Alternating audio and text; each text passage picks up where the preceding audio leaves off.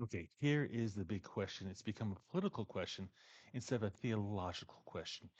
Did the crucifixion of our Lord and Savior disannul the physical inheritance of the current children of Israel, the Jews, from the land of Israel? Okay, well, let's look at it this way.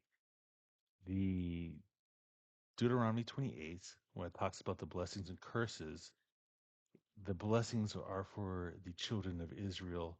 The curses are also for the children of Israel, the people of God.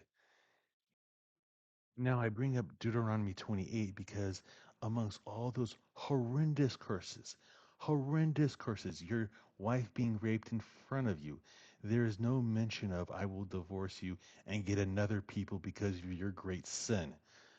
That's evidence number one. Second piece of evidence, and I'm going to actually steel man this for you. If there was ever a time when God said, "You're not my people" to Israel, it would be in Hosea 1:8. After she was weaned, Lo Raham, Gomer had another son. Then the Lord said, "Call him Lo Amani, for you are not my people, and I am not your God." This is verse 8. This is 1:8. For you are not my people, and I am not your God. This is what God is saying to the people of Israel.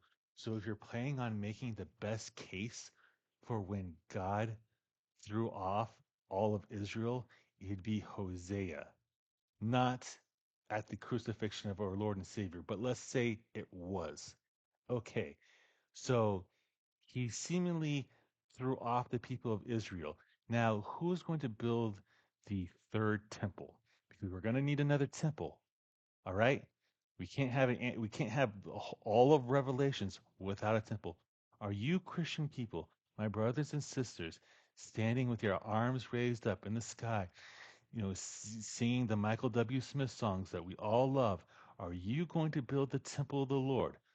All right, and start sacrificing goats, sheep, oxen? Are you going to start doing that? Are you going to start offering the sacrifices? Or are you going to just hope that the priest of Zadok will come back and take that up? What are you going to do? Are you going to start pulling, men from your congregations as the priest of Zadok, or you're just going to have the Jews do that one? Or technically the Levites do that one, because our Savior has not fulfilled all the things he is planning on doing through his prophecies in the Old Testament. Least I remind you, the book of Malachi, the, he will return to his temple and he will purify the Levitical priesthood as one washes soap and launder, launder soap and purify silver. Is that what you want to do? People of God have a very specific action, a very specific thing they do. It's just not being called the people of God and then patting yourself on the back. There is specific physical actions that you do in the real world other than just pray and just testify to our Lord and Savior's kingship. And to preacher Sam Shamoun, I think his name is Shamoun. Your use of Matthew is pathetic. And the kingdom of God is not Israel itself, because then who inherited the Israel after the Jews? The Romans. Okay, and then after them, the uh, the the Muslims. Okay, and after them, the British, and then we have Israel. So did the Romans inherit the kingdom of God? Did the Muslims inherit the kingdom of God? No. The kingdom of God is not a physical location. It's neither here nor there. It's not a time. It's within us. It's the very expression of the power of God against the kingdom of darkness. If you want to say Israel should clean up their house, I'm all for that. Everyone should clean up their house, especially the Jews. You're you were called to withhold the law in your hands, and you put the rabbinical system ahead of the law.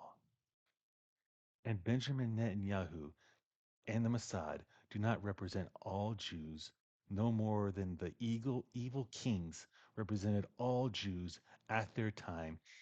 When the Lord came to Elijah saying, I've withheld 7,000 who did not bend the knee to Baal. Same thing with Caleb. Same thing with Joshua. The Lord takes out a remnant of Israel, no matter how evil and wicked or depraved they are. He removes the dross and has the silver remain.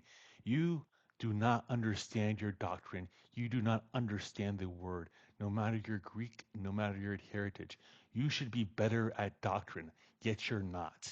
Either understand the whole counsel of God and then speak doctrine from there instead of this nitpicky little petty versus the great arguments, all right, where you just find sins of greater people than you so you can make yourself great. Now, if you got something out of this, you owe me your tithe, Bitcoin or Solana. And if you're just using this crucifixion of our Lord and Savior as a to beat up on some Jews, be forewarned. God doesn't like that. Now, I have a question for all you guys who are going to ask me why I don't go to church. I have a question for you. If you lived way back when, would you really want to go see a Yankee game in which Babe Ruth is warming the bench, or Mickey Mantle is warming the bench, or Nolan Ryan isn't, throwing, is pitching for Houston? Would you really want to see the best warming a bench? Go ahead and not donate to me, not give me tithe, not press a thumbs up button, because that's what you're doing right now. I'm through pretending that I'm not the best in that generation.